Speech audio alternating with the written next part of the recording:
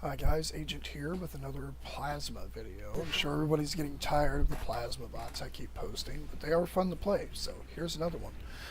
We're not going to discuss a whole lot of basic strategy this time. I'm going to discuss some building techniques that you'll get to see in a few instances, and a little bit of strategy of gameplay, but generally it's just a plasma cruiser gameplay video with some building tips and kind of how I do things. So first of all, we're going to go cap a tower, basic strategy, take a tower right off the bat. I know I said I wasn't going to talk about this, but here it is. So we're going to take this tower. Now, as you can see on this bot, I've only got 6 plasma cannons. This bot was built before the maximum loadout update, and I haven't altered it for this update at all. I'm playing it just as it was prior to the update. Pure plasma, no weapon hybrid, no modules. I feel like pure bots are still very, very much viable to use in this game. Just because you can mix and match weapons doesn't mean it's always a good idea. If you have a build that's from before this update, shoehorning different types of weapons onto it might not be the best idea. You might want to take apart your least favorite bot or lowest performing bot and build a bot specifically made for this update where you can mix and match guns. And the reason I say that is, at least with how I build, this one only has 6 plasma cannons, but many of my bots have like 8 or 9, usually at least 7.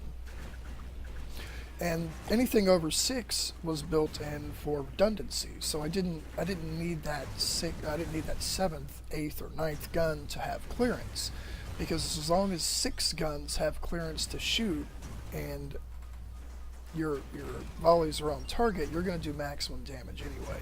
Having 3 more guns was just pure redundancy. It had nothing to do with damage, so it didn't matter if they were blocked. Now we're going to switch topics real quick.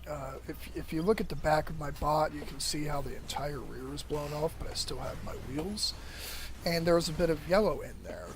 That yellow I painted there because that was a subframe that separates those wheels from the rest of the body of the bot, which is just an outer shell. There's an inner frame which is painted red, and then there's a subframe with the 2 rear wheels on it.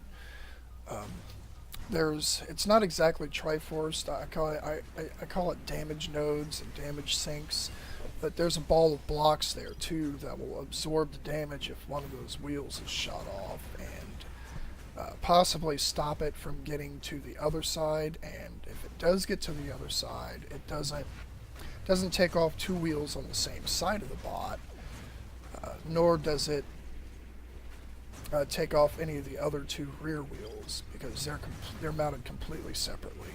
Like, as you can see, I've got a lot of damage around my wheel wells right now, but I've only lost 1 front wheel, and that was likely due to a direct hit on that wheel.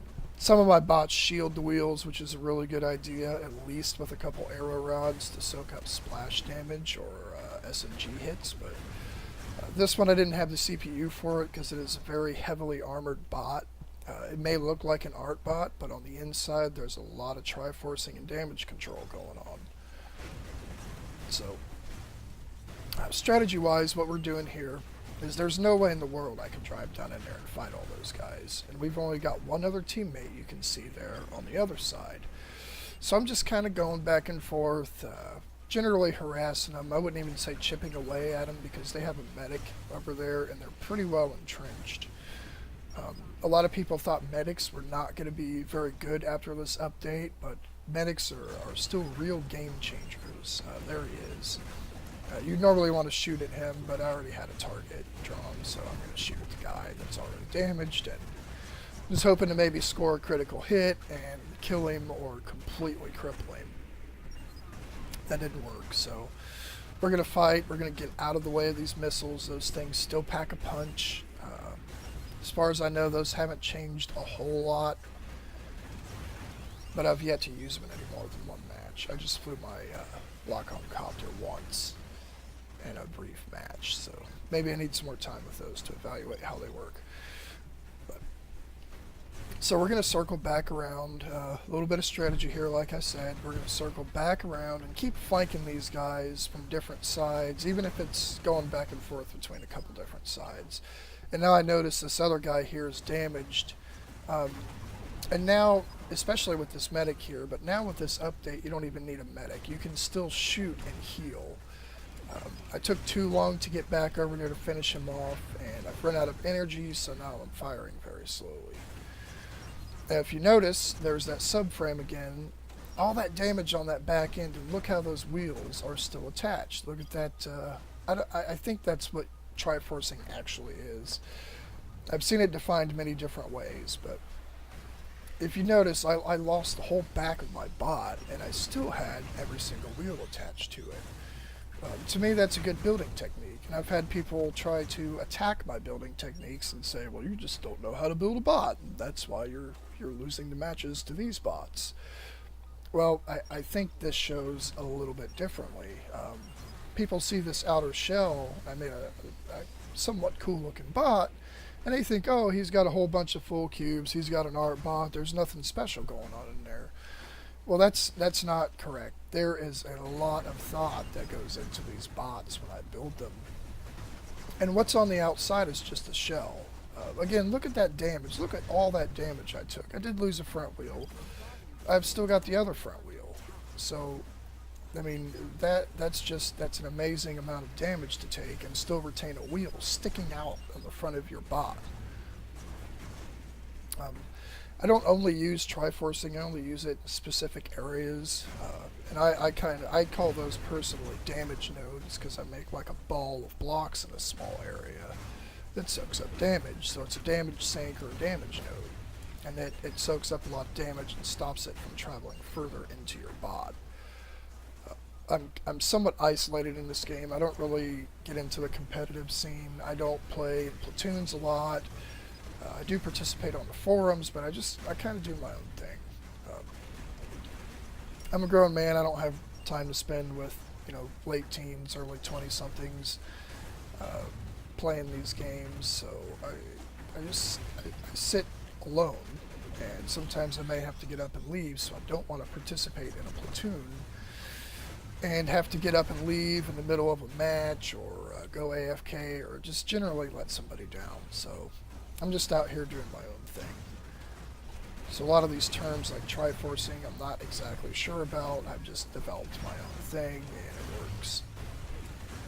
So, again, I've run out of energy.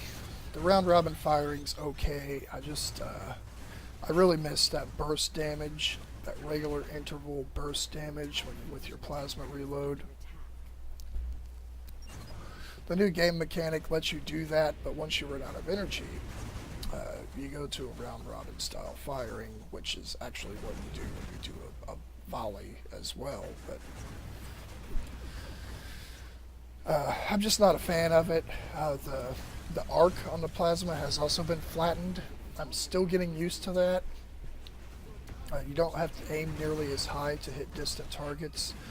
I'm not a real big fan of that either. Wow, we're going to take a lot of damage there. And look how those wheels stay intact, even though I've got a giant carving into the side of my bot. You can see that yellow subframe again. On this map, the red doesn't stand out in the shadows. You have to actually have the light hit it, so you can't see the red subframe. As you can tell with the red stripes on top of my bot, they don't show up unless I'm actually in direct light. But anyway, the plasma arc has been flattened, so it somewhat overlaps with SMG, but it reloads more like a rail if you want those full bursts of volleys. So it's kind of in a weird place right now. It's still a good weapon. It's just not really anything like the old plasma. It overlaps two different weapons in terms of play style and how it works. So I think they need to go back and maybe review what they've done with plasma.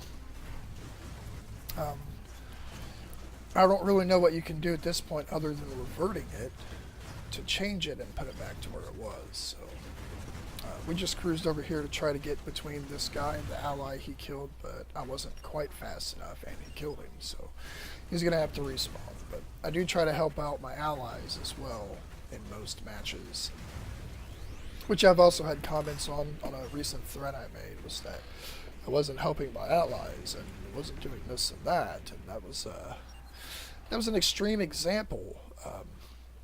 The reason I wasn't doing what I normally do in that match was because it was so hopeless that I felt all I could do was go try to capture towers, give my team respawns, and keep our shield up. There really wasn't many other players focusing on that objective. So that's what I did in that match, but you do want to help your teammates out. Now I noticed that they're not entrenched in this little valley anymore, so I'm going to let that medic go up to his buddy, and then I'm going to come in behind them and cut him off. I see they've got a friend here. He's a lock-on bot, so I'm going to have enough time to get away from the lock before he can do anything, and we're going to go kill this medic if we can, because he's a real game changer for them. They were very hard to dislodge from that location because of his existence. Now we've got the lock-on guy, so we're going to aim for his weapon and try to take it off while we try to break the lock.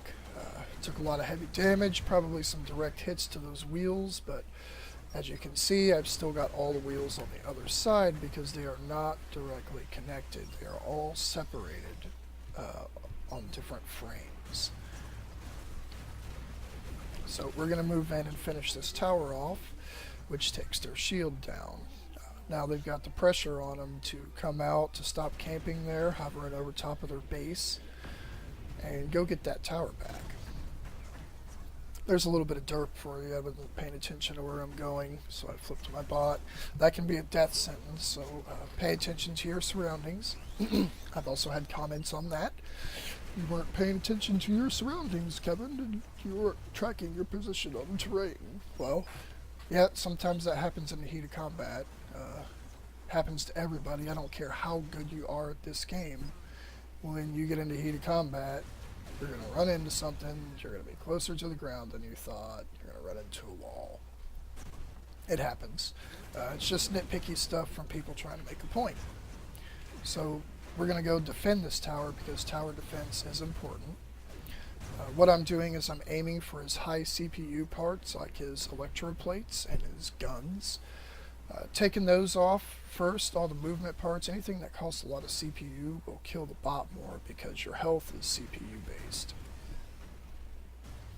Jumping to another topic, what I did there, how I pulled in front of my ally, I wasn't trying to troll him. I thought this bot here was going to pull around and try to shoot him and stop him from regenerating.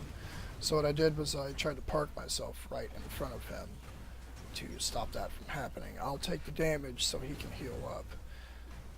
That's a strategy I use a lot. I will put myself between an ally that's trying to heal and an enemy.